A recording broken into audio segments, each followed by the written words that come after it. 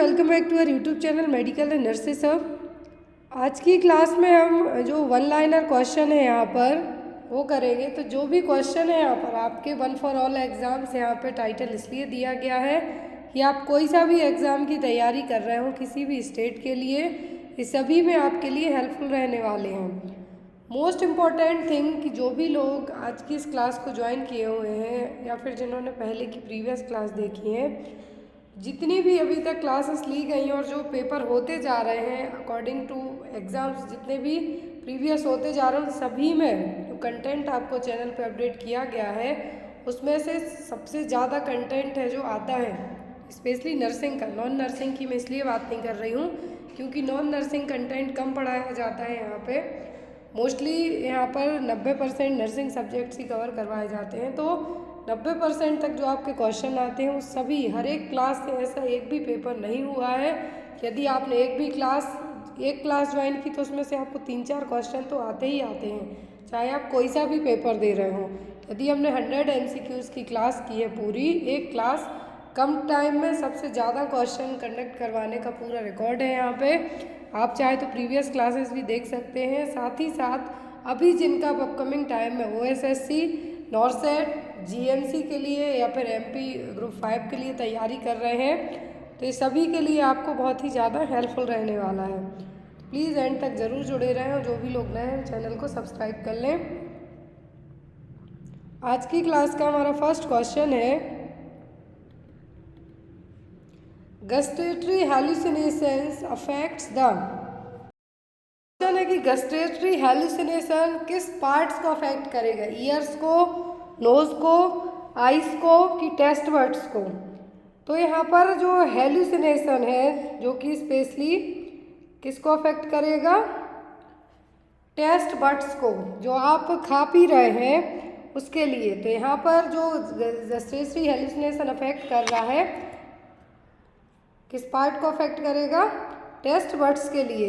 यहाँ पे देखिए एब्सेंस ऑफ स्टिमुलस, जब कोई चीज़ प्रेजेंट ही नहीं है मतलब कि एब्सेंट है, उस चीज़ को आप परसीव करते हैं तो क्या कहलाएगा, हेलुसिनेशन। और यहाँ पर जो हेलुसिनेशन के टाइप्स हैं, यदि हम बेस्ड ऑन जो कि बिना किसी स्टिमुलस के रहे जो हेलुसिनेशन जिसमें आप कुछ भी खा पी भी नहीं रहे लेकिन आपको वो टेस्ट फील हो रहा है, तो क्या कहलाएगा, गस्टेटरी हेलुसिनेशन। ऑडिटरी में है फॉल्स परसेप्शन ऑफ साउंड, आपको लगता है कि कोई सेकंड थर्ड पर्सन आपसे बात कर रहा है लेकिन वहाँ पे आपसे कोई कुछ बोल ही नहीं रहा है, तो वह ऑडिटरी क्या है, ऑडिटरी हेलुसिनेशन मतलब साउंड को लेके। गस्टेटरी में क्या होगा, टेस्ट को लेके। ऑल्फैक्टरी का मतलब है आपको स्मेल, क्या है, स्मेल। यदि यहाँ पर आपसे गस्टेटरी की जगह ऑल्फैक्टरी पूछते तो आप क्या कहते, नोज़। फिर आता है विजुअल, मतलब आपके सामने जो चीज़ है ही नहीं, आप उसके बारे में आपको लगता है कि ये चीज़ है, तो क्या होगा, विजुअल। फिर आता है टैक्टाइल, मतलब आपको touch, false sensation of touch, या आपको किसी ने टच किया है, छुआ है, बट किसी ने ऐसा कुछ भी नहीं किया है, तो क्या है, टैक्टाइल हेलुसिनेशन। और सबसे ज़्यादा जो इन सभी में डेंजरस हेलुसिनेशन होता है वो होता है गस्टेटरी हेलुसिनेशन। और कुछ जो अलग अलग टाइप की साइकेट्रिक प्रॉब्लम्स के हिसाब से हम जाते हैं तो सभी टाइप के हेलुसिनेशन किसी ना किसी एक प्रॉब्लम में आपको देखने को मिलेंगे ही। ऑडियो मतलब सुनने वाला, गस्टेशन मतलब आपको टेस्ट को लेके, ऑल्फैक्टरी मतलब स्मेल को लेके, विजुअल मतलब देखने आँखों को लेके आपको, टैक्टाइल का मतलब है कि आपको टच। नेक्स्ट वन है यहाँ पर आपका question, Parkinson's disease is caused by. तो पार्किंसंस डिसीज किसके द्वारा होगी, demyelination of the nerve cells, impairment of dopamine producing cells in the brain, hereditary factor, death of brain cells due to old age. तो old age के कारण senile dementia होता है यदि ब्रेन सेल्स की डेथ होती है। तो यहाँ पर कहा है कि पार्किंसंस किसके कारण होता है, डोपामीन के इम्पेयरमेंट के कारण, डोपामीन की कमी होने के कारण। और ये कब होगी, जब जो सेल्स हैं, जो भी सेल्स डोपामीन को बना रही हैं, क्या है, नर्व सेल जो डोपामीन को बना रही हैं, उन सेल्स में किसी भी तरीके की प्रॉब्लम होगी जिसके कारण वो डोपामीन को नहीं बना पा रही हैं, तब क्या होगी यहाँ पर पार्किंसंस। के आपको एग्जाम में इस तरीके से डायरेक्ट क्वेश्चन इन केस ना आए, उसमें ओनली न्यूरोट्रांसमीटर पूछा जाएगा कि कौन सा न्यूरोट्रांसमीटर डिस्टर्ब होगा, तो होगा डोपामाइन। एल्जाइमर में पूछते हैं तो कौन सा, एसिटाइल कोलिन। इसी तरीके से पार्किंसंस में कौन सा न्यूरोट्रांसमीटर डिस्टर्ब हो रहा है, तो वह डोपामाइन। क्या है? Dopamine. Next one is condition in which menstruation occurs but is not visible because of an obstruction of the outflow tract is known as. तो ऐसी कंडीशन जिसमें क्या हो रहा है, मेंस्ट्रुएशन हो रहा है लेकिन जो फ्लो है ब्लड का वो बाहर नहीं दिखाई दे रहा, वो किसी ऑब्स्ट्रक्शन के कारण, वो क्या कहलाएगा? क्रिप्टोमेनोरिया, ज़ीरोकॉप्स, डिस्मेनोरिया पे मेनोरेजिया। कौन सी कंडीशन कहलाएगी जिसमें मेंस्ट्रुएशन तो हो रहा है, मतलब पीरियड्स आ रहे हैं लेकिन कुछ ऑब्स्ट्रक्शन के कारण बीच में क्या हो रहा है, जो ब्लीडिंग है वो दिखाई नहीं दे रही। अब वो ऑब्स्ट्रक्शन वेजाइना के यहाँ हो सकता है, आपकी सर्विक्स के यहाँ पे हो सकता है। तो इस तरीके से कोई ना कोई ऑब्स्ट्रक्शन, जो सिचुएशन क्या कहलाएगी? क्रिप्टोमेनोरिया। क्या कहलाएगी? क्रिप्टोमेनोरिया। डिस्मेनोरिया सबको पता है कि पेनफुल मेंस्ट्रुएशन होगी, क्रैम्प्स आएंगे। मेनोरेजिया में हैवी और प्रोलॉन्ग ब्लीडिंग होगी, जो मेंस्ट्रुअल साइकिल है उसके बीच में। Next one is in the stage of growth and development the infancy extends from. तो ग्रोथ और डेवलपमेंट स्टेज में इन्फेंसी पीरियड कब कहा जाएगा? बर्थ टू 1 ईयर तक, 4 weeks to 1 year, 1 to 3 year, या फिर नन ऑफ द अबव। तो ग्रोथ और डेवलपमेंट की स्टेज में इन्फेंसी पीरियड कहलाएगा 4 हफ्ते से लेके 1 साल तक का। कब तक का? 4 वीक्स टू 1 ईयर तक का। यहाँ पर ये देखिए, आप इसका स्क्रीनशॉट ले सकते हैं चाहें तो।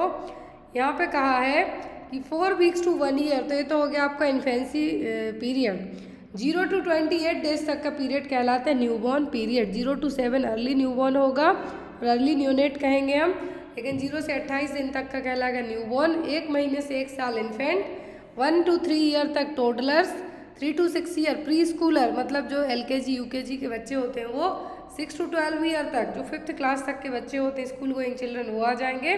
12 to 18 ईयर के जो बच्चे होंगे वो किस में आएंगे? एडोलेसेंट कैटेगरी में। बट बेस्ड ऑन WHO की डेफिनेशन के एडोलेसेंट एज ग्रुप कंसीडर किया जाता है 10 से 19 साल तक का। क्लियर है? 10 to 19 ईयर्स तक का। Next one is an infant is born with facial abnormalities, growth retardation and vision abnormalities. These abnormality are probably caused by maternal cause. तो यहाँ पर इन्फेंट बॉर्न हुआ है, फेशियल एबनॉर्मलिटीज़ है, ग्रोथ रिटार्डेड है, vision abnormalities भी है, लेकिन ये इन सभी चीज़ों के पीछे जो कारण है वो मैटरनल कॉज। तो वो कौन सा होगा? मतलब माँ को किस चीज़ की कमी रही होगी, या फिर उसने क्या खाया पिया होगा? फॉलिक एसिड की कमी रही होगी, विटामिन A की रही होगी, विटामिन B6 की, या फिर अल्कोहल कंजप्शन की। फॉलिक एसिड की कमी से तो न्यूरल ट्यूब डिफेक्ट डेवलप होगा बेबी को। विटामिन A, विटामिन B6 या फिर अल्कोहल कंजप्शन। तो यहाँ पर जो चीज़ें बताई जा रही हैं कि फेशियल एबनॉर्मलिटीज है, फ्लैट फेस है, विजन इम्पेयरमेंट है, सब कुछ हो रहा है कि माँ ने प्रेगनेंसी के टाइम पर भर भर के शराब पी है। क्या है? भर भर के अल्कोहल पिया है, मतलब कि शराब पी है, दारू पी है, जिसके कारण बेबी की बैंड बज गई। तो यहाँ पर जो चीज़ें हैं फीटल अल्कोहल सिंड्रोम में कहलाएंगी। फीटल अल्कोहल सिंड्रोम एक ऐसी कंडीशन है जिसमें जब प्रेगनेंसी में माँ ने क्या किया हो, अच्छी खासी शराब पी हो, तो उस कारण से बच्चे का दिमाग, जो ब्रेन है वो डैमेज होगा, ग्रोथ प्रॉब्लम्स रहेंगी। इसके कारण बच्चे का जो लो नेजल ब्रिज फ्लैट रहेगा, माइनर ईयर एबनॉर्मलिटीज होगी, सुनने में प्रॉब्लम होगी, माइक्रोजेंथिया होगा बच्चे को, जो चिन है बहुत ही छोटी होगी, थिन अपर लिप होंगे यहाँ पर, flat middle and short nose होंगे, शॉर्ट पाल्पेब्रल फिश होगा, मतलब यहाँ पर सीधा सीधा हम कहें फेशियल एबनॉर्मलिटीज ही यहाँ पे देखने को मिलेंगी। Next one is the which vaccine stored at the freezer compartment of refrigerator. तो रेफ्रिजरेटर के फ्रीजर कंपार्टमेंट में कौन सी वैक्सीन स्टोर करके रखी जाएगी? OPV, BCG, MMR या फिर मीजल्स। तो जो वैक्सीन स्टोर करके फ्रीजर कंपार्टमेंट में रखी जाएगी रेफ्रिजरेटर में, वो होगी ओरल पोलियो वैक्सीन और मीजल्स और OPV हीट सेंसिटिव वैक्सीन है, इसीलिए इनको क्या किया जाएगा, यहाँ पर जो रेफ्रिजरेटर का फ्रीजिंग कंपार्टमेंट है वहाँ पर रखी जाएंगी। मोस्ट हीट सेंसिटिव वैक्सीन पूछे तो आपको कहना है OPV ऑप्शन में ना हो तो measles. Next one is the what is the normal range of pulse rate of a child 1 to 2 year. यदि बच्चे की उम्र 1 से 2 साल है तो यहाँ पर पल्स रेट कितनी होगी? 60 to 100 पर मिनट, 76 to 120 पर मिनट, 120 to 160 पर मिनट, 80 to 130 पर मिनट। यहाँ पर जो पल्स रेट की बात हो रही है तो बच्चे की पल्स रेट 1 से 2 साल के बच्चे की होगी कितनी? 80 से 130, 80 to 130 based on age group. यहाँ पर ये देखिए, यहाँ पर एज ग्रुप के अकॉर्डिंग पल्स रेट बताया हुआ है। एक जो शॉर्ट्स चैनल है वहाँ पर रिसेंट में ब्लड प्रेशर पढ़ाया गया है, आप जाके वहाँ पर ज़रूर चेक करना। जो बर्थ से लेके एडल्टहुड और जेरियाट्रिक पर्सन में कितना बीपी होगा, क्या चीज़ें इफेक्ट करेंगी, कैसे बीपी आपका बढ़ेगा घटेगा, वो सब चीज़ें वहाँ पे आपको एक 15 मिनट की क्लास में बताया गया है, तो प्लीज़ जाके एक बार ज़रूर देखना। पल्स रेट होगा एज ग्रुप के अकॉर्डिंग। न्यूबॉर्न बेबी में जब बच्चा 0 से 3 महीने का होगा तो 100 से 150 beat per minute at the time of birth normal consider की जाती है, जब 140 से 160 हो। क्लियर। इन्फेंसी में क्या होगा? 90 से 120, फिर 6 to 12 मंथ के पीरियड में 100 से 160 होगा। चिल्ड्रन है तो 1 से 10 साल के हैं तो 60 से 130 तक जाएगा। और जिन बच्चों की उम्र 10 साल या फिर एडल्ट है तो नॉर्मली जितना एडल्ट का होता है उतना जाएगा। बिलो 60 जाएगा तो ब्रेडिकार्डिया कहेंगे हम, और ओवर 100 जाएगा तो टैकीकार्डिया। क्लियर है। नेक्स्ट वन इज द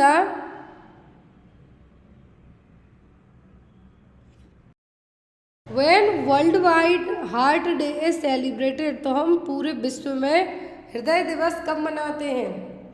29 सितंबर को, 29 दिसंबर, 28 सितंबर या फिर 28 जनवरी। तो वर्ल्ड हार्ट डे क्या है? वर्ल्ड हार्ट डे है जो कब मनाते हैं हर साल? तो हर साल विश्व हृदय दिवस मनाते हैं 29 सितंबर को। कब? 29 सितंबर को। तो यहाँ पर आपका आंसर होगा फर्स्ट। क्या होगा? फर्स्ट। हम हर साल हार्ट डे कब मनाते हैं? वर्ल्ड हार्ट डे तो हम मनाते हैं 29 सितंबर को। जो विश्व का पहला हार्ट ट्रांसप्लांटेशन हुआ था डॉक्टर क्रिस बार्नार्ड ने किया था। फर्स्ट हार्ट ट्रांसप्लांटेशन हुआ था 3 दिसंबर 1967 को केप टाउन में, क्रूड सेचर हॉस्पिटल केप टाउन में किया गया था। डॉक्टर क्रिस बार्नार्ड ने ट्रांसप्लांटेशन किया था। पहला हार्ट ट्रांसप्लांटेशन आपको पूछ सकते हैं 3 दिसंबर 1967 को केप टाउन में किया गया था। इंडिया में पहला हार्ट ट्रांसप्लांटेशन हुआ था 1968 में king Edward memorial hospital Mumbai में पहला हार्ट ट्रांसप्लांटेशन किया गया था। डॉक्टर पीके सेन ने इसको किया था 1968 में। Next one is the increase depth of breathing with normal respiratory rate is. Depth of breathing मतलब आप जो सांस लेते हैं तो क्या है, जो डेप्थ है क्या है, बढ़ी हुई है, लेकिन रेस्पिरेटरी रेट है जो कि नॉर्मल आती है 16 to 20 की रेंज में आ रही है, लेकिन ब्रीदिंग की जो डेप्थ है वो क्या है, बड़ी है। हाइपर एपनिया होगा, ब्रेडिकार्डिया होगा, ऑर्थोपनिया होगा, कुस्माल्स ब्रीदिंग होगा। तो यहाँ पर ब्रीदिंग की डेप्थ बड़ी है लेकिन नॉर्मल रेस्पिरेटरी रेट है तो ये कहलाएगा आपका हाइपर एपनिया। क्या होगा? Hyper apnoea. ब्रेडिपनिया का मतलब है एबनॉर्मल लेकिन स्लो ब्रीदिंग। ऑर्थोपनिया में जब आप लेटे या फिर लेटे हुए फ्लैट पोजीशन में तब आपको सांस लेने में दिक्कत होती है वो। Small breathing generally metabolic acidosis की कंडीशन में देखने को मिलेगी जिसमें deep and laboured breathing associated with severe metabolic acidosis. Next one is the most significant sign of respiratory distress in preterm baby is. यदि बच्चा प्रीटर्म बेबी है that means 37 week के पहले ही डिलीवर हो गया है, तो ऐसे बच्चे बिफोर 37 वीक के पहले डिलीवर हो जाएं तो उसमें यदि रेस्पिरेटरी डिस्ट्रेस, ज़रूरी नहीं है कि हर एक प्रीटर्म बेबी में रेस्पिरेटरी डिस्ट्रेस की सिचुएशन हो। यदि लेट प्रीटर्म हुए मतलब 35 वीक के बाद हुए तो चांस कम होते हैं, 35 वीक के बाद हुए तो चांस कम होते हैं।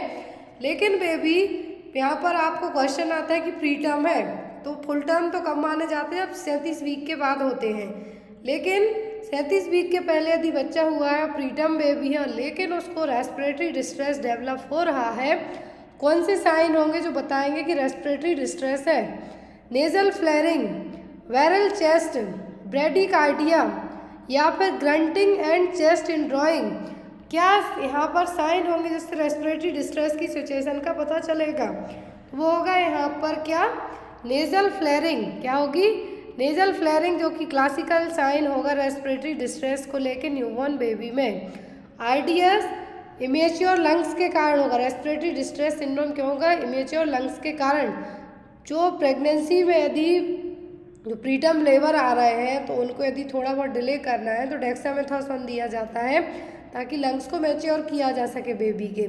तो नेजल फ्लेयरिंग तब होगा जब जो नॉस्ट्रिल है, जब सांस लेंगे तो जो नॉस्ट्रिल है बड़े बड़े ओपन होंगे, मतलब बहुत ज़्यादा फैल के, मतलब बेबी को प्रेशर लगाना पड़ रहा है सांस लेने में, और एक इंडिकेशन है कि बच्चे को ब्रीदिंग डिफ़िकल्टी हो रही है। हर एक यदि इवन रेस्पिरेटरी डिस्ट्रेस सिंड्रोम होता है तो ब्रेडिकार्डिया सबको पता है। बैरल चेस्ट देखने को मिलता है जनरली एम्फाइसीमा के मरीज में। सीओपीडी में जो एम्फाइसीमा वाला पार्ट होगा उसमें बैरल चेस्ट देखने को मिलेगा। नेक्स्ट वन है यहाँ पर calcium balance in the body is regulated by.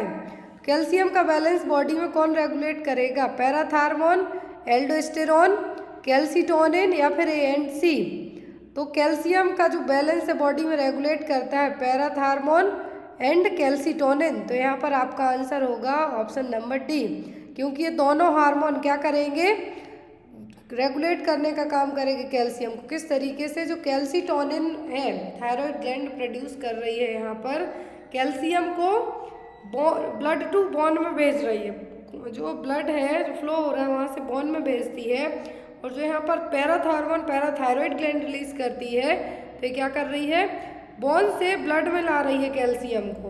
तो दोनों हार्मोन एक तरीके से कैल्शियम मेटाबॉलिज्म में हेल्प करेंगे। Next one is which type of solution causes water to shift from the cells into plasma. कौन से सॉल्यूशन है? यहाँ पर हमने अलग अलग कैटेगरी के सॉल्यूशन पढ़े हैं, हाइपरटोनिक, हाइपोटोनिक, आइसोटोनिक, एल्कलाइन। तो यहाँ पर कौन सा सॉल्यूशन है जो सेल्स से प्लाज्मा में फ्लूइड को शिफ्ट कर रहा है, वाटर को शिफ्ट कर रहा है, तो वो कहलाएगा आपका हाइपरटोनिक सॉल्यूशन। क्या होगा?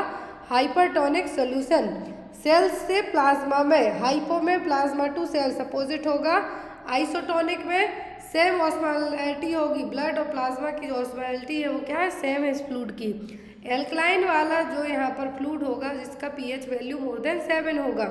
तो यहाँ पर जो चारों ऑप्शन दिए हैं, तो यदि आपको पूछे सेल्स से प्लाज्मा में तो हाइपरटोनिक, प्लाज्मा टू सेल्स पूछे तो हाइपोटोनिक, यदि ऑस्मोलैरिटी सेम है तो आइसोटोनिक।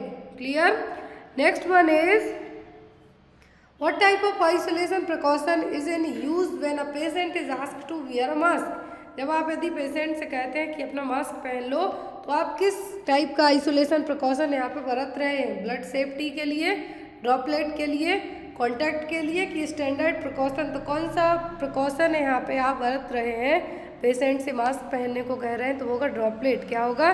ड्रॉपलेट। क्योंकि मास्क पहनेगा तो यदि उस छींकता है, खांसता है, तो यदि उसको कोई मान लीजिए कंटेजियस डिसीज़ है तो जो उसके ड्रॉपलेट या फिर जो ड्रॉप्स एयर में नहीं उड़ेंगे और आप बीमारी से बच सकते हैं। तो यहाँ पर एक कौन सा होगा? Droplet precaution. Next one is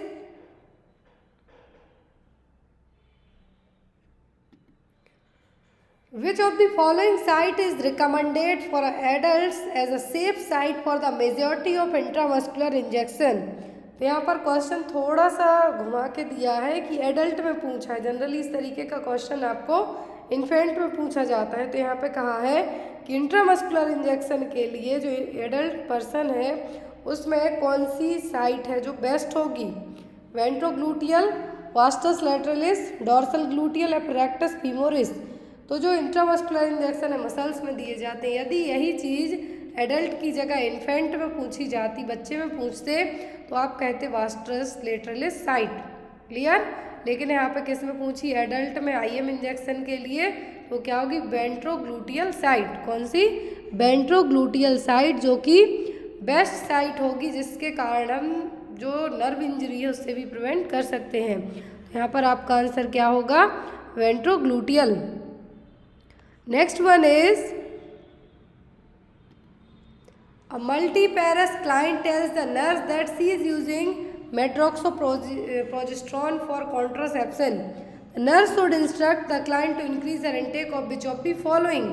तो यहाँ पर यदि मल्टीपेरस क्लाइंट है, मल्टीपेरस का मतलब है कई बार प्रेग्नेंट हुई है वो लेडी, ठीक है, यहाँ पर मल्टीपेरस का मतलब क्या है, कई बार प्रेग्नेंट हुई है, और डेपो-प्रोवेरा जो कि शॉर्ट और अंतरा नाम से मार्केट में अवेलेबल है, इंजेक्टेबल कॉन्ट्रासेप्टिव है, हर 3 महीने में लगाई जाती है। तो नर्स उसको इंस्ट्रक्ट करती है कि आप अपनी डाइट में किसको बढ़ाइए खाने पीने में, विटामिन सी को, विटामिन ए को, जिंक को कि कैल्शियम को। तो यदि जब आप डेपो-प्रोवेरा ले रहे हैं, मेड्रॉक्सीप्रोजेस्टेरोन ले रहे हैं, DMPA ले रहे हैं, शॉर्ट ले रहे हैं हर 3 महीने में प्रेगनेंसी को रोकने के लिए, तो आपकी डाइट में कैल्शियम के कंजप्शन को बढ़ाने के लिए कहा जाएगा। क्यों? क्योंकि यहाँ पर आप क्या ले रहे हैं, हार्मोन ले रहे हैं, मल्टीपेरस वुमेन है, तो यहाँ पर चांस रहेंगे ऑस्टियोपोरोसिस होने के, क्योंकि मेडिकेशन के कारण, किसके कारण, मेडिकेशन के लेने के कारण, हार्मोनल चेंजेस के कारण क्या रहेंगे, यहाँ पर आपको कैल्शियम की ज़रूरत पड़ेगी। क्यों? क्योंकि आप ऑस्टियोपोरोसिस आपको डेवलप हो सकता है, इसीलिए क्या कहा जाएगा कि आप अपनी डाइट में कैल्शियम का कंजप्शन ज़्यादा बढ़ाइए। Next one is most commonly perform test for assessing the adequacy of sperm is. तो स्पर्म की एडिक्वेसी को पता करने के लिए कौन सा टेस्ट किया जाएगा, स्पर्म मोटिलिटी, स्पर्म मॉर्फोलॉजी, सीमेन वॉल्यूम या फिर स्पर्म काउंट। तो कॉमनली जो टेस्ट किया जाएगा स्पर्म की एडिक्वेसी के लिए वो कौन सा टेस्ट होगा, स्पर्म मोटिलिटी टेस्ट। कौन सा? Sperm motility test. According to WHO के 1 ml सीमेन कंटेन करेगा 15 मिलियन स्पर्म को। देखिए यहाँ पर एक काउंटिंग आ सकती है, 1 ml सीमेन में 15 मिलियन स्पर्म रहेंगे, उन 15 मिलियन में से एक जो स्पर्म है वही फर्टिलाइजेशन के लिए रिस्पॉन्सिबल माना जाता है। तो यहाँ पर एडिक्वेसी ऑफ स्पर्म के लिए क्या होगा, sperm motility. Clear? Next one is the which is the most common site of injury from blunt chest trauma. Blunt chest trauma यदि होता है तो कौन सी जो इंजरी के लिए साइट होगी, outta, SBC, superior vena cava, left ventricle या फिर राइट वेंट्रिकल। यहाँ पर जो राइट वेंट्रिकल है जो यहाँ पर क्या होगा, मेनली ज़्यादा चांसेस होते हैं यदि कुछ ब्लंट चेस्ट ट्रॉमा इंजरी होती है तो। क्यों? ये देखिए यहाँ पर right ventricle is more prone to blunt chest trauma because of the proximity of the right ventricle to the sternum. Right ventricle से स्टर्नम की जो प्रॉक्सिमिटी है वो क्या होती है, सही होती है, पास होती है, इसीलिए सबसे कॉमन यदि ब्लंट चेस्ट इंजरी होती है, चेस्ट ट्रॉमा होता है, मतलब रिब फ्रैक्चर वगैरह होता है, तो राइट वेंट्रिकल सबसे पहले अफेक्ट होगा। Clear? Next one is chemo drugs will attack which of the following tissue और सेल्स इन आवर बॉडी। जो कीमो ड्रग्स दी जाती हैं, कीमोथेरेपी में जो ड्रग्स दी जाती हैं वो आपके किस पार्ट और किस टिश्यू को अफेक्ट करेंगी, बोन मैरो को, नेल्स को, ब्लड को कि स्किन को, सॉरी ब्लड वेसल्स को।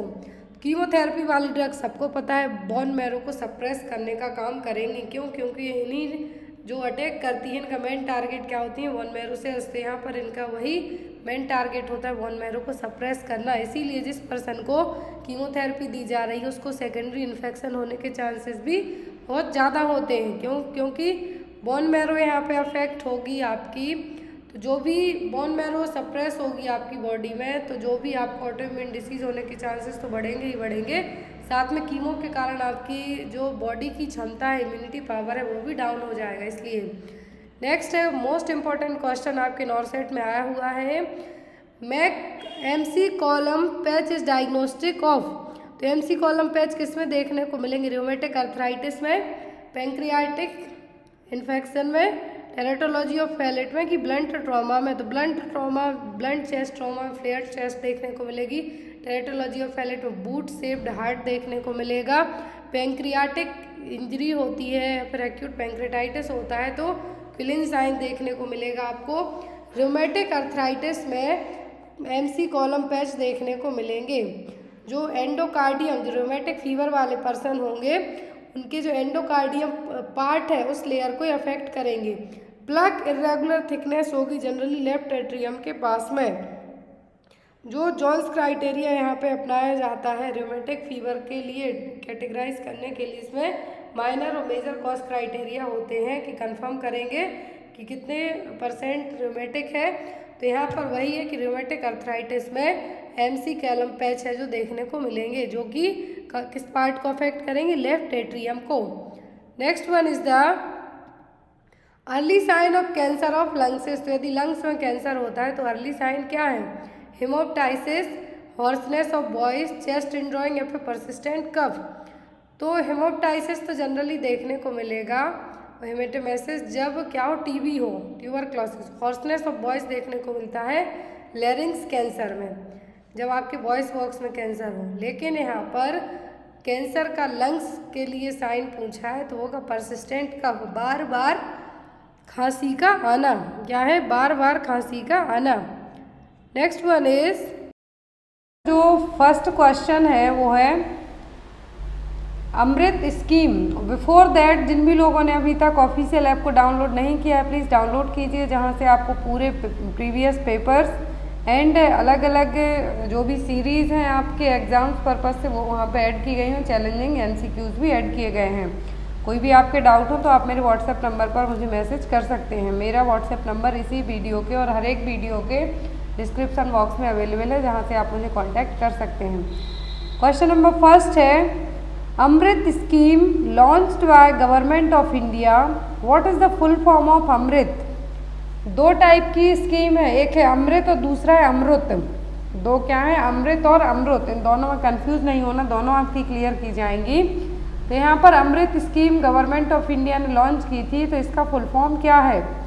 ऑप्शन में है affordable medicine in reliable implants for treatment, next one is affordable medicine in reliable information for treatment, next है यहाँ पर affected medicine in reliable implants for the treatment, और last one is the none of the above, that means इनमें से कोई भी नहीं। तो जो अमृत स्कीम है इसको गवर्नमेंट ऑफ इंडिया ने 2015 में लॉन्च किया था। कब लॉन्च किया था, 2015 में। और एक क्वेश्चन हरियाणा CHO में पूछा गया था अमृत स्कीम से, तो बहुत सारे लोग इसको गलत करके आए थे। तो यहाँ पर अमृत स्कीम को लॉन्च किया था गवर्नमेंट ऑफ इंडिया ने 2015 में, नवंबर 2015 में। और एक इसके लिए लॉन्च की गई थी, जो इम्प्लांटेशन होते हैं कैंसर पेशेंट को या फिर हार्ट पेशेंट के लिए, बहुत जो प्राइवेट हॉस्पिटल में बहुत लूटपाट मचाते हैं, बहुत ज़्यादा चार्जेस करते हैं, इसलिए गवर्नमेंट ऑफ इंडिया ने स्कीम लॉन्च की थी। Affordable medicine and reliable implants for the treatment, क्या होगा, affordable medicine and reliable implant for the treatment. Here is the right answer is option number A. तो यहाँ पर लॉन्च डेट है 2015। Launch किसने की थी, यूनियन मिनिस्ट्री ने लॉन्च की थी 2015 में, JP नड्डा के द्वारा इसको लॉन्च किया गया था। फुल फॉर्म था इसका affordable medicine reliable implants for the treatment.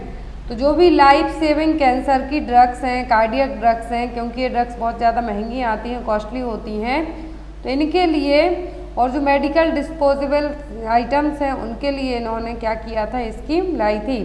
तो यहाँ पर एक चीज़ और कही गई थी कि एटलीस्ट 30 करोड़ मेडिकल कॉस्ट तक है, जो 5 लाख है, जो 5 लाख पेशेंट पर है, जो 30 करोड़ रुपए तक खर्च होता है, वो बच सकता है।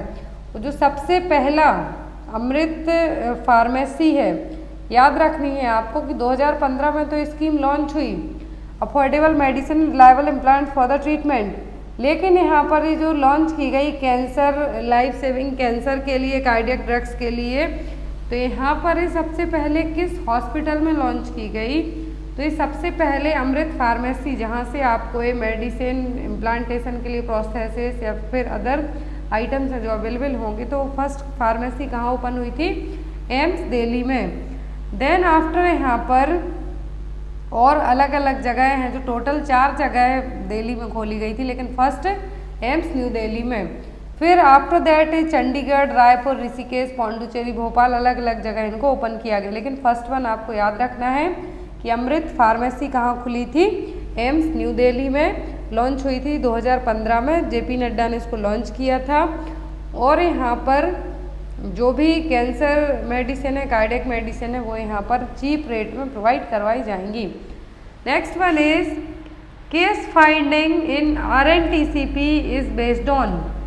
तो केस फाइंडिंग है जो revised national tuberculosis control programme के तहत है, जो किस बेस पर है जो केस को फाइंड किया जाएगा। Sputum culture, sputum microscopy, x-ray of the chest, Mantoux test या फिर पीसीआर। किसके बेस पर आरएनटीसीपी केस फाइंडिंग है जो RNTCP revised national tuberculosis control programme है, तो किस बेस पर करेंगे? Sputum microscopy. किस पर? Sputum microscopy. तो जो आरएनटीसीपी है revised national tuberculosis control programme, इसका नाम बदला गया था 1 जनवरी 2020 को, याद रखना है। नाउअडेज इसका नाम क्या है? National tuberculosis elimination programme, NTEP। Exam में आता है यदि, फुल फॉर्म क्या है? नेशनल ट्यूबरक्लोसिस एलिमिनेशन प्रोग्राम, जो कि रिवाइज्ड नेशनल ट्यूबरक्लोसिस प्रोग्राम का नया नाम है। 1 जनवरी 2020 को ये बदला गया था। Next one is primary postpartum haemorrhage occurs within how many hour of delivery. तो जो प्राइमरी पोस्टपार्टम हेमरेज है डिलीवरी के कितने घंटे के अंदर देखने को मिलेगा? 6 आवर, 24 आवर, 8 आवर्स या फिर 12 आवर्स। जो प्राइमरी पीपीएच, सेकेंडरी पीपीएच, इनके कॉज भी मैंने आपको कई बार बताए हैं कि प्राइमरी पीपीएच का मेन रीज़न होता है क्या? Uterine atonicity. और जो सेकेंडरी पीपीएच का मोस्ट कॉमन रीज़न होता है वो होता है रिटेंड प्लेसेंटा। तो primary postpartum haemorrhage within delivery के 24 घंटे के अंदर है जो देखने को मिलेगा। और पीपीएच का मतलब होगा bleeding more than 500 ml from the vaginal after delivery is called the PPH. Vagina के थ्रू 500 ml या फिर उससे ज़्यादा है जो क्या हो? Primary PPH. और यदि सेकेंडरी पीपीएच की बात की जाए तो सेकेंडरी पीपीएच में bleeding from 24 hour after delivery, यदि 24 घंटे के बाद डिलीवरी के है जो ब्लीडिंग होती है, जो कि 6 वीक तक जो परपीरियम पीरियड है उस तक चलेगी, तो क्या कहलाएगा? Secondary PPH. प्राइमरी पीपीएच का जो मोस्ट कॉमन रीजन है, कॉज है, एग्जाम में आता है, तो वो atonicity of the uterus. Uterine muscles उनकी टोन है जो वीक होगी, जिसके कारण यूट्रस है जो वापस प्रॉपर कॉन्ट्रैक्शन नहीं कर पाएगी, ब्लीडिंग ज़्यादा होगी। और इसको ट्रीट करने के लिए क्या दिया जाता है? Oxytocin hormone. सेकेंडरी पीपीएच का मोस्ट कॉमन कॉज होता है रिटेंड प्लेसेंटा। रिटेंड प्लेसेंटा का मतलब है कि बेबी एक्सपल्सन के बाद विद इन 15 to 13 मिनट तक यदि प्लेसेंटा बाहर नहीं आता है, या फिर कुछ बिट्स हैं जो कुछ पार्ट हैं प्लेसेंटा के अंदर रह जाते हैं यूट्रस में, तो वो क्या कॉज करेगा? Secondary PPH. Next one is the human resource is available in sub centre is. तो सब सेंटर में मैन पावर पूछा है, या फिर ये कह सकते हैं हम कि सब सेंटर का स्टाफिंग पैटर्न पूछा है। कौन रहेगा? Multipurpose health workers, physician, anganwadi workers या फिर मेडिकल ऑफिसर्स। तो जो सब सेंटर होते हैं यहाँ पर जो ह्यूमन रिसोर्स होगा वो क्या होगा? तो यहाँ पर फिजिशियन, आंगनवाड़ी वर्कर और मेडिकल ऑफिसर्स तो नहीं होंगे, जो होंगे वो क्या होंगे? Multipurpose worker. यहाँ पर टोटल जो स्टाफ होता है कितना होता है? 3। एक तो हेल्थ वर्कर मेल होगा, दूसरा फीमेल होगी, और होगा एक वॉलंटरी वर्कर। तो यहाँ पर टोटल 3 होंगे सब सेंटर में। यदि पॉपुलेशन की बात की जाए तो जो हिली और ट्रैवल एरिया हैं, एक सब सेंटर कितनी पॉपुलेशन को कवर करेगा? बैकवर्ड पहाड़ी इलाके हैं तो 3000 के लिए, और 6000 पॉपुलेशन है, दैट मीन्स जो प्लेन एरिया होगा तो 6000 पॉपुलेशन के लिए। नेक्स्ट वन है यहाँ पर पीएचसी का। यदि पीएचसी का स्टाफिंग पैटर्न पूछते हैं तो टोटल यहाँ पर 15 मैन पावर प्रेजेंट रहेगा। पीएचसी में क्या रहेगा? टोटल 15 मैन पावर प्रेजेंट रहेगा, दैट मीन्स स्टाफ रहेगा। एक मेडिकल ऑफिसर होगा, एक फार्मासिस्ट होगा, एक नर्स मिडवाइफ होगी, एएनएम फीमेल हेल्थ वर्कर होगी, एक ब्लॉक एक्सटेंशन एजुकेटर होगा, हेल्थ असिस्टेंट मेल होगा, हेल्थ असिस्टेंट फीमेल होगी, अपर डिविजनल क्लर्क और एलडीसी, यूडीसी, एलडीसी होंगे एक, लैब टेक्नीशियन एक होगा, ड्राइवर एक होगा, 4th क्लास कितने होंगे? 4। यहाँ पर टोटल मिलाकर जो पीएससी का क्या है स्टाफिंग पैटर्न कितना है? 15। पीएससी की बात करते हैं हम तो जो भी प्लेन एरिया होंगे वहाँ स्टाफिंग पैटर्न कितना होगा? टोटल 15 और 15। यदि बात की जाती है पीएससी में पॉपुलेशन नॉर्म्स की प्राइमरी हेल्थ सेंटर में, तो जो प्लेन एरिया होंगे जहाँ पर जो पॉपुलेशन होगी कितनी होगी? 30,000 पॉपुलेशन पर एक पीएससी होगा, और यदि बात करते हैं हम हिली ट्रैवल एरिया की तो कितने पर, 20,000 पॉपुलेशन पर।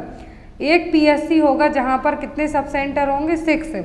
दैट मीन्स 6 सब सेंटर के किसके एक पीएससी के अंडर आएंगे। नेक्स्ट है यहाँ पर सीएचसी। तो सीएचसी का स्टाफिंग पैटर्न टोटल 25 होता है कम्युनिटी हेल्थ सेंटर का। ये कहाँ पर रहेगा, जहाँ पर प्लेन एरिया में 1,20,000 पॉपुलेशन होगी, हिली ट्रैवल एरिया होंगे तो 80,000 पॉपुलेशन के बीच में एक सीएचसी है जो ओपन किया जाएगा। तो यहाँ पर यदि स्टाफिंग पैटर्न आता है तो टोटल 25 रहते हैं। याद रखना है सब सेंटर में 3, जो प्राइमरी हेल्थ सेंटर वहाँ पर 15 और सीएचसी में कम्युनिटी हेल्थ सेंटर में कितना होगा, total 25। Next one is child survival and safe motherhood programme was replaced by which programme in India. तो child survival and safe motherhood programme CSSM है जो किस प्रोग्राम ने इसको कवर किया था, CSSM प्रोग्राम को। तो जो CSSM प्रोग्राम है इसको किसने कवर किया था, MCH, NRHM, ICDS या फिर RCS। तो ये सभी है जो हेल्थ रिलेटेड प्रोग्राम है। और जो child survival safe motherhood programme है इसके लिए किस प्रोग्राम ने कवर किया था, RCH ने, जो कि 1997 में आया था। जो CSSM है कब आया था, 1992 में। Next one is denominator while calculating maternal mortality rate is. कौन सा डिनोमिनेटर यूज किया जाएगा जब मैटरनल मोर्टेलिटी रेट को क्या कर रहे हो, कैलकुलेट कर रहे हो तब। ऑप्शन है total number of delivery, total number of live birth, total number of maternal death या फिर मिड ईयर पॉपुलेशन। जब मैटरनल मोर्टेलिटी रेट को कैलकुलेट करते हैं तो जो डिनोमिनेटर यदि पूछा है तो वो क्या होगा, total number of live birth. क्या होगा, total number of live birth. Nominator पूछते तो कितना होता, 10,000 जो डिलीवरीज होती हैं। तो यहाँ पर जनरली जो हम IMR या फिर NMR कैलकुलेट करते हैं तो यहाँ पर यदि मैटरनल मोर्टेलिटी में नॉमिनेटर पूछते हैं तो कितना होगा, 1 लाख। कितना होगा, 1 लाख। यहाँ पर ये रहा फॉर्मूला। न्यूमरेटर में कितने होगा, मैटरनल डेथ 1 लाख यहाँ पर काउंट की जाएगी। Next one is the 3 tier system of local self government at block level. तो ब्लॉक लेवल पर पूछा है कि जो 3 टायर सिस्टम है वो कौन सा होगा, पंचायत समिति, न्याय पंचायत, जिला परिषद या फिर ग्राम सभा। लोकल सेल्फ गवर्नमेंट जो कि ब्लॉक लेवल पर होगी, यहाँ पर बताना है 3 टायर सिस्टम हमने पढ़ा है तो यहाँ पर ब्लॉक लेवल पर कौन सा होगा। तो ब्लॉक लेवल पर क्या होगा, पंचायत समिति। क्या होगी, पंचायत समिति। जो पंचायती राज का 3 टायर स्ट्रक्चर है रूरल लोकल सेल्फ गवर्नमेंट को लेके, तो पंचायत कहाँ पर होगी, गाँव के लेवल पर, एट द विलेज लेवल पर। पंचायत समिति होगी ब्लॉक लेवल पर। फिर होता है डिस्ट्रिक्ट लेवल पर क्या होगा, जिला परिषद। हिंदी में डिस्ट्रिक्ट को हम क्या कहते हैं, जिला। तो इससे आपको याद रहेगा। और पंचायत कहाँ बैठती है, विलेज लेवल पर, गांव में। पंचायत समिति कहाँ पर होगी, ब्लॉक लेवल पर। तो इससे आपको ये तीनों चीज़ें याद रखनी है। और यदि ये आता है कि पंचायत राज का 3 टायर स्ट्रक्चर है, इसमें क्या क्या इंक्लूड है, तो पंचायत, पंचायत समिति एंड जिला परिषद क्या है, वहाँ की लोकल सेल्फ गवर्नमेंट है। नेक्स्ट है यहाँ पर IMNCI टारगेट ग्रुप इज। तो IMNCI का टारगेट ग्रुप क्या है, up to 5 year, up to 10 year, up to 12 year या फिर ऑल ऑफ दी अबव। तो integrated management neonatal childhood illness का जो टारगेट ग्रुप है वो कितना है, अप टू 5 ईयर्स तक। इसमें 2 कैटेगरी आती हैं, एक होती है 0 to 2 मंथ तक, कितना, जन्म लेने से लेके 2 महीने तक। और दूसरी कैटेगरी होती है 2 महीने से लेके 5 साल तक की। तो जिसमें हमें प्रिवेंटिव और क्यूरेटिव दोनों टाइप के एलिमेंट्स हैं जो इंक्लूड किए जाते हैं। तो यहाँ पर IMNCI का आपको एक जो ट्रीटमेंट चार्ट है वो ज़रूर पढ़ लेना है पूरा ध्यान से। यहाँ पर वो ऐड नहीं किया गया है लेकिन आप उस चार्ट को ज़रूर पढ़ लें। नेक्स्ट क्लास होगी उसमें पूरा चार्ट भी आपको समझा दिया जाएगा IMNCI ट्रीटमेंट का, क्योंकि वो भी एग्ज़ाम में आपको आता है। नेक्स्ट है यहाँ पर in India death has to be registered within how many days. तो ये नर्सिंग के हर एक एग्जाम में रखा हुआ क्वेश्चन मिलेगा। तो death and birth registration act है 1969 में आया था, 1969 में। उसके अकॉर्डिंग इंडिया में जन्म और मृत्यु दोनों चीज़ों के लिए सेम डे है, डेथ और बर्थ के लिए। विद इन कितने दिनों के अंदर रजिस्टर करवा लेना चाहिए, 3 डेज, 7 डेज, 21 डेज या फिर 14 डेज। तो इंडिया में जन्म और मृत्यु, डेथ और बर्थ, जो death and birth registration act 1969 में आया था, उसके अकॉर्डिंग विद इन 21 डेज के हमें रजिस्टर करवा लेना चाहिए। Next one is chlorinated lime is known as, तो क्लोरीनेटेड लाइम को हम और क्या कहेंगे? डिटॉल, टिंचर, बीटाडीन या फिर ब्लीचिंग पाउडर। तो क्लोरीनेटेड लाइम के लिए और क्या कहा जाता है? Bleaching powder. Next and most important question exam में आता है, road to health card is used for. ये क्वेश्चन हरियाणा CHO में आया था। रोड टू हेल्थ कार्ड या फिर ग्रोथ कार्ड है जो किसके लिए यूज किया जाता है? Measuring the size of the road, growth monitoring in children, growth monitoring in adults या फिर ऑल ऑफ दी अबव। तो यहाँ पर आपका करेक्ट हेल्थ कार्ड है, किसके लिए यूज किया जाता है? ग्रोथ मॉनिटरिंग को बच्चों के लिए। जो आपने इम्यूनाइजेशन कार्ड देखा होगा उसमें इस तरीके से कर्व बना होता है बच्चे की एज, हाइट और वेट, तीनों चीज़ों के अकॉर्डिंग। तो यहाँ पर वेट एंड हाइट है जो कैलकुलेट की जाती है बच्चे की एज के अकॉर्डिंग, एंड बताया जाता है कि बच्चा प्रॉपर ग्रोथ कर रहा है या नहीं। तो बच्चों की ग्रोथ मॉनिटरिंग के लिए रोड टू हेल्थ कार्ड या फिर ग्रोथ कार्ड है जो यूज़ किया जाता है। यहाँ पर यदि आपको एग्जाम में इस तरीके से आता है तो भी आप कह सकते हैं। तो यहाँ पर बच्चे की हाइट और वेट क्या है? हाइट और वेट है जो एज के अकॉर्डिंग यहाँ पर इंक्लूड और कैलकुलेट की जाती है।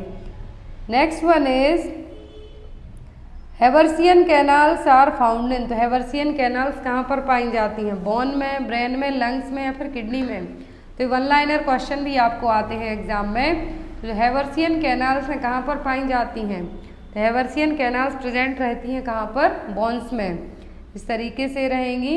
यदि आपको एग्जाम में आता है तो हेवर्सियन कैनाल्स कहाँ पर होंगी? बोन्स में। Next one is Kahn test is done for the diagnosis of. Exam में क्वेश्चन आता है, नोट डाउन कीजिए। कान टेस्ट किसको डायग्नोस करने के लिए किया जाता है? सिफिलिस को, टिटनस को, ट्रोकोमा को या फिर रेबीज के लिए। जो कान टेस्ट है किया जाता है किसको डायग्नोस करने के लिए किया जाता है? सिफिलिस को डायग्नोस करने के लिए। इस टेस्ट को, कान्स टेस्ट को वॉसरमैन टेस्ट, वॉसरमैन रिएक्शन टेस्ट और एंटीबॉडी टेस्ट फॉर सिफिलिस भी कहा जाता है। जो अगस्त पॉल थे वॉन वॉसरमैन, उन्हीं के नाम पर इसका नाम पड़ा था। तो ये क्या है? फर्स्ट ब्लड टेस्ट है सिफिलिस को डायग्नोस करने के लिए। क्या है? फर्स्ट ब्लड टेस्ट है सिफिलिस को डायग्नोस करने के लिए। Next one is Pott's disease is a.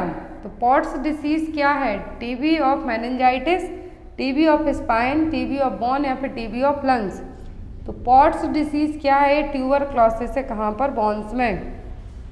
Pots disease that is also known as the tuberculosis spondylitis, जो कि एक रेयर इन्फेक्शन है। क्या है? रेयर इन्फेक्शियस डिसीज है जो कि स्पाइन को है, जो एक्स्ट्रा स्पाइनल इन्फेक्शन है जो क्रिएट करेगी। तो यहाँ पर ऑस्टियोमाइलाइटिस और अर्थराइटिस दोनों चीज़ें हैं जो होंगी कहाँ पर? अलग अलग मल्टीपल वर्टिब्रा में। Most common thing pots disease क्या है? ट्यूबरक्लोसिस है किसका? बोन्स का।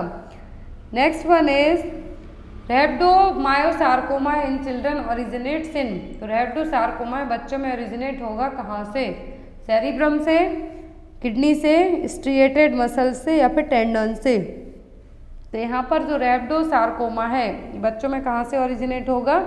स्ट्रिएटेड मसल से, जो कि ये क्या है? Primitive paediatric malignant soft tissue sarcoma है। तो ये कहाँ पर होगा? प्रिमिटिव मेसेनकाइमल सेल्स से अफेक्ट होता हुआ स्ट्रिएटेड मसल्स को अफेक्ट करेगा, और जो कि जनरली बच्चों में 6 साल तक की एज में ही देखने को मिलेगा। Next one is Bryant's traction is indicated in. तो ब्रायंट्स ट्रैक्शन है किसको इंडिकेट करेगा या फिर किसके लिए हम यूज़ करेंगे? ऑप्शन में है यहाँ पर fracture of the femur, fracture of the humerus, spinal fracture या फिर फ्रैक्चर ऑफ द रेडियस। तो ब्रायंट्स ट्रैक्शन यूज़ किया जाता है किसके लिए यूज़ होगा? फीमर बोन के लिए। यदि फीमर में फ्रैक्चर हुआ है तो उसके लिए ब्रायंट्स ट्रैक्शन है जो यूज़ किया जाएगा। यदि चिल्ड्रन कितने हों, वेट यदि पूछते हैं एग्जाम में, तो यदि बच्चा जिसकी एज 2 साल से ज़्यादा हो तभी हमें यूज़ करेंगे। लेस देन 2 ईयर ओल्ड और लाइटर चाइल्ड तो यहाँ पर ये देखिए जो बच्चों में जनरली ब्रांड टैक्सन है जो यूज़ किया जाएगा। Next is best position for a client in hypovolaemic shock is. तो यदि हाइपोवॉल्यूमिक शॉक है तो कौन सी पोजीशन देंगे? नी चेस्ट, ट्रेंडलैंडबर्ग, फॉलर्स या फिर लेटरल पोजीशन। तो यदि पेशेंट को हाइपोवॉल्यूमिक शॉक है तो हम कौन सी पोजीशन देंगे? ट्रेंडलैंडबर्ग पोजीशन। यदि पेशेंट यहाँ पर कहा है the patient is supine on the table with their head declined below their feet, तो यहाँ पर ट्रेंडलैंडबर्ग पोजीशन में क्या किया जाएगा? यदि हाइपोवॉल्यूमिया का पेशेंट है, हाइपोवॉल्यूमिक शॉक का पेशेंट है, तो यहाँ पर हम क्या करेंगे? पेशेंट का हेड डाउन करेंगे, लेग है जो अपसाइड जाएंगे, तो इसको क्या कहा गया? ट्रेंडलैंडबर्ग पोजीशन। कॉर्ड प्रोलैप्स होती है तब भी यही पोजीशन है जो दी जाएगी। यहाँ पर जो एक एंगल बनता है कितना बनेगा? 16 डिग्री का। Next one is cold caloric test is use to check the functioning of. तो कोल्ड कैलोरी टेस्ट किसकी फंक्शनिंग को चेक करने के लिए किया जाता है? हार्ट की, हाइपोथैलेमस, ब्रेन स्टीम या फिर पॉन्स। तो कोल्ड कैलोरी टेस्ट किया जाता है ब्रेन स्टीम के लिए। क्या है इसमें? क्या किया जाता है? ऑक्यूस्टिक नर्व को कोल्ड या फिर वार्म वाटर के थ्रू है जो ईयर कैनाल में भेजा जाएगा।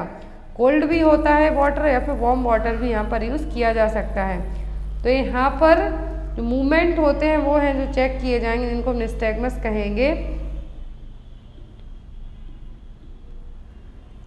तो यहाँ पर जो कोल्ड कैलोरी टेस्ट है किसके लिए किया जाएगा? ब्रेन स्टीम के लिए। Next and most important question, ध्यान से देखिए क्वेश्चन। इन ट्रियाज येलो कलर इंडिकेट। तो ट्रियाज दैट मीन्स क्या होता है? इमरजेंसी। तो ट्रियाज का मतलब यहाँ पर इमरजेंसी है और येलो कलर किसके लिए यूज़ किया जाएगा? इमरजेंसी, अर्जेंट, नॉन अर्जेंट या फिर डेड पेशेंट के लिए। जो ट्रियाज है इसमें टोटल जो कलर कोड होते हैं, तो यहाँ पर अकॉर्डिंग टू ट्रियाज के कलर कोड के येलो कलर क्या इंडिकेट करेगा? Emergency. Level first blue colour क्या होगा? Resuscitation. Level second red colour होता है emergent. Third one is the urgent और yellow colour. Fourth one is the less urgent और फिफ्थ में क्या होगा? Non urgent, that means patient है जो डेड भी हो चुका है। Next one is a strategy commonly used to improve therapeutic communication skill is called. Therapeutic communication को हम इम्प्रूव करने के लिए कौन सी टेक्निक अपनानी चाहिए? Active listening, restating and clarifying, validating या फिर process recording. Therapeutic communication skill को हमें प्रॉपर इम्प्रूव करने के लिए किसकी ज़रूरत पड़ेगी? एक्टिव लिसनिंग की। किसकी पड़ेगी? एक्टिव लिसनिंग की।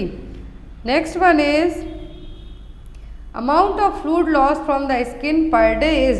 तो हमारी बॉडी एक दिन में कितना फ्लूइड है जो लॉस करेगी, वो भी स्किन से।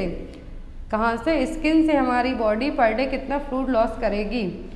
ऑप्शन में 450 ml, 150 ml, 1500 ml या फिर 500 ml। तो ह्यूमन बॉडी स्किन से यदि बात की जा रही है तो पर डे 450 ml है जो फ्लूइड लॉस करेगी। कितना? 450 ml लॉस करेगी या फिर 0.5 ml फ्लूइड को लॉस करेगी। तो यहाँ पर यदि एग्जैक्ट रेंज पूछते हैं तो 450 ml। किडनी 1.5 लीटर करेगी, रेस्पिरेटरी ट्रैक्ट से 0.4 लीटर होगा, जीआई ट्रैक्ट से 0.2 और स्किन से 0.45 ml। Next one is early sign of Parkinson's diseases. तो पार्किंसंस के अर्ली साइन क्या हैं? रिजिडिटी, ट्रिमर, ब्रेडिकार्डिया या फिर अकाइनेसिया।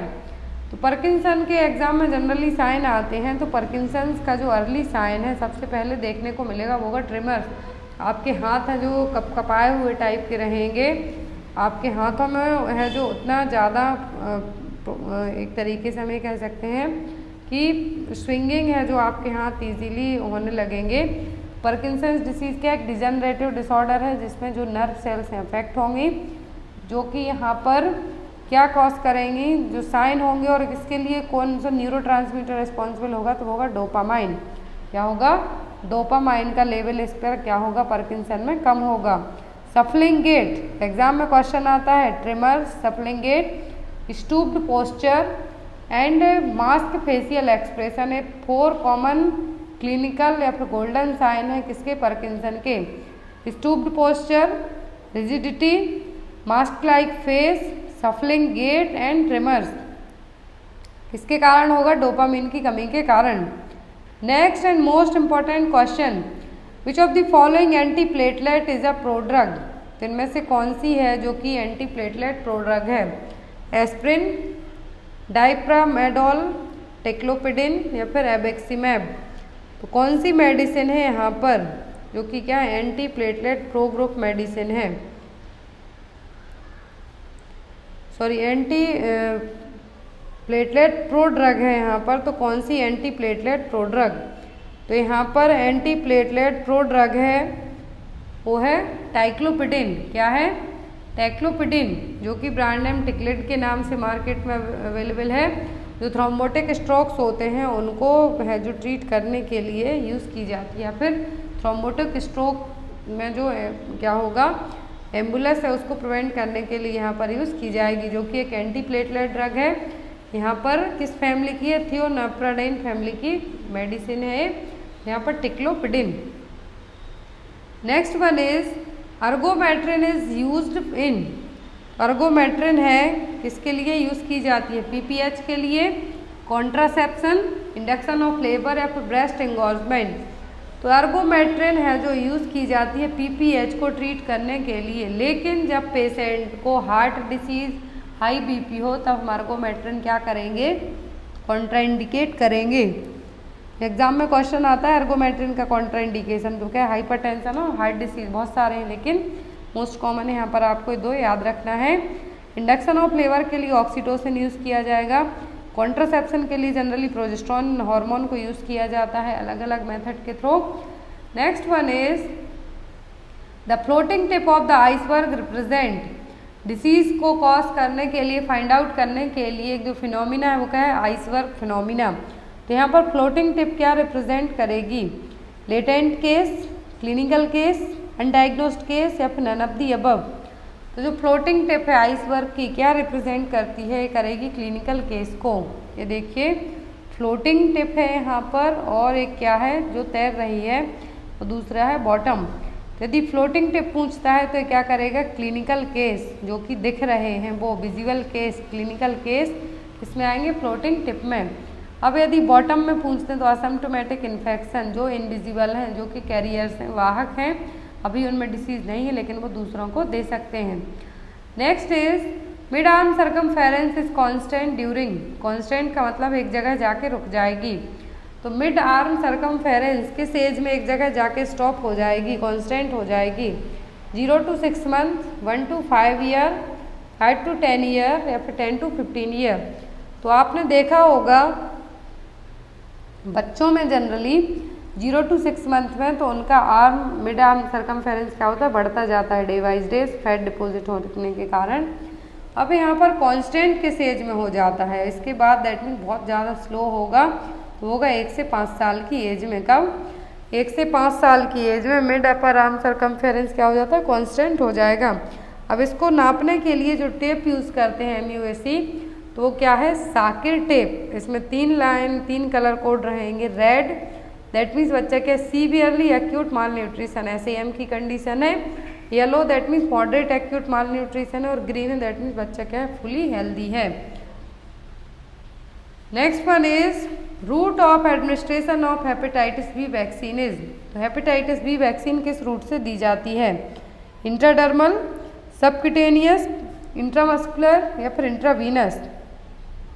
तो जो हेपेटाइटिस बी वैक्सीन दी जाती है इंट्रामस्कुलर दी जाती है, at the time of birth दी जाती है, और यदि बच्चे का वजन 2 किलो से कम हो तब हम इंतज़ार करेंगे, वेट करेंगे बच्चे को, तब हम यदि एक आपको क्वेश्चन एग्जाम में आता है कि बच्चे का वेट कितना हो, 2 kg से भी कम हो, तब हम हेपेटाइटिस बी वैक्सीन नहीं देंगे।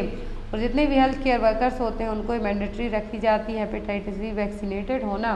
किस रूट से दी जाती है? इंट्रामस्कुलर रूट से। Next one is What is the amount of solution should be for giving evacuant enema in adult? evacuant enema यदि हम किसी पेशेंट को दे रहे हैं, हमें उसका पूरा रेक्टम खाली करवाना है, कितना अमाउंट देंगे सॉल्यूशन का? 100 ml और लेस, 150 ml और लेस, 250 to 500 ml या फिर 500 to 1000 ml। यदि evacuant enema देना है हमें किसी एडल्ट पेशेंट को तो कितना अमाउंट होगा सॉल्यूशन का? 500 से 1000 ml तक। नेक्स्ट वन इज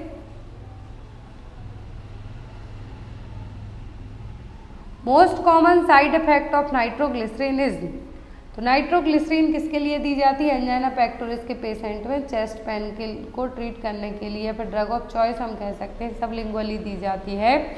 क्या साइड इफेक्ट होंगे? Abdominal cramp, shortness of breath, increased blood pressure या फिर हेडेक। तो कॉमन साइड इफेक्ट होंगे नाइट्रोग्लिसरीन के, वो क्या होंगे? Headache. Next one is the first recorded pandemic was called the black death is, तो पहली महामारी जिसको हमने ब्लैक डेथ कहा था वो कौन थी? रेबीज, लेप्रोसी, प्लेग या फिर कोविड-19। तो फर्स्ट महामारी रिकॉर्ड की गई थी ब्लैक डेथ के रूप में, वो कौन थी? वो थी प्लेग। क्या थी? Plague. Next one is emboli due to डीबीटी गोज टू, तो डीप वेन थ्रोम्बोसिस के थ्रू जो एम्बुलाई बनेगा वो कहाँ पर जाएगा? स्प्लीन में, लिवर में, लंग्स में या फिर ब्रेन में। तो जो एम्बुलाई डीप वेन थ्रोम्बोसिस के कारण बनेगा, डीबीटी के कारण बनेगा, ये फ्लोट होते हुए कहाँ पर पहुँचेगा? लंग्स में। क्या होगा? जो कि पल्मोनरी एम्बोलिज्म है जो क्रिएट करेगा। Next one is bone dysplasia is due to, तो बॉन्ड डिस्पेसिया किसके कारण होगा? Hormonal imbalance, vitamin deficiency, faulty development या फिर फॉल्ट न्यूट्रिशन। बॉन्ड डिस्पेसिया होगा किसके कारण? ये होगा फॉल्टी डेवलपमेंट के कारण। Next one is amount of haemoglobin in a neonate, तो न्यूनेट में कितना हीमोग्लोबिन होगा? 14 से 16 ग्राम परसेंट, 16 से 18 ग्राम परसेंट, 12 से 14 ग्राम परसेंट या फिर 10 से 12 ग्राम परसेंट। तो एक न्यूनेट की बात की जा रही है, तो कितना होगा? 16 से 18 ग्राम परसेंट तक। नेक्स्ट वन इज पढ़े Bharat campaign is launch by which ministry, question है यहाँ पर, पढ़े भारत कैंपेन किस मिनिस्ट्री ने लॉन्च किया था? Ministry of women and child development, ministry of home affairs, ministry of education या फिर मिनिस्ट्री ऑफ डिफेंस। तो पढ़े भारत कैंपेन लॉन्च किया गया था 2022 में ही, इसको लॉन्च किया था मिनिस्ट्री ऑफ एजुकेशन ने। पढ़े भारत कैंपेन अलग है, तो यहाँ पर पढ़े भारत कैंपेन लॉन्च किया था मिनिस्ट्री ऑफ एजुकेशन ने। कब? 10 अप्रैल 2022 को। 1 जनवरी से 10 अप्रैल 2022 तक के लिए 100 दिन का कैंपेन लॉन्च किया गया था पढ़े भारत। तो कब हुआ था? 1 जनवरी से 10 अप्रैल तक का इसके लिए ड्यूरेशन रखा गया था। किसके लिए? 100 दिन तक के लिए। नेक्स्ट क्वेश्चन एग्जाम में जो आ सकता है वो है नाटो, जो कि अभी यूक्रेन और रूस के युद्ध के कारण आया था न्यूज़ में। नाटो का फुल फॉर्म है नॉर्थ अटलांटिक ट्रीटी ऑर्गेनाइजेशन, जो कि 4 अप्रैल 1949 को बनाया गया था। हेडक्वार्टर हेडक्वार्टर ब्रुसेल्स में है इसका। लेकिन इसके जो भी छोटे छोटे कंट्रीज़ हैं उनको यहाँ पर ऐड किया गया है। और यूक्रेन और रूस का युद्ध भी इसी के कारण हुआ है कि यूक्रेन को क्या है, नाटो देशों में शामिल ना किया जाए। Next one is recently which country don't have the veto power, तो वीटो पावर मैंने आपको बहुत पहले समझाया था। तो यहाँ पर है कौन सा देश जिसके पास वीटो पावर नहीं है? चाइना, फ्रांस, रसिया या फिर यूक्रेन। तो अभी जो वीटो पावर है इसके टोटल परमानेंट मेंबर कितने हैं? जो सदस्य हैं रूस, US, UK, China and France क्या है? परमानेंट मेंबर है। लेकिन यूक्रेन के पास मेंबरशिप नहीं है। क्या है? यूक्रेन के पास इसकी मेंबरशिप नहीं है। नेक्स्ट क्वेश्चन है यहाँ पर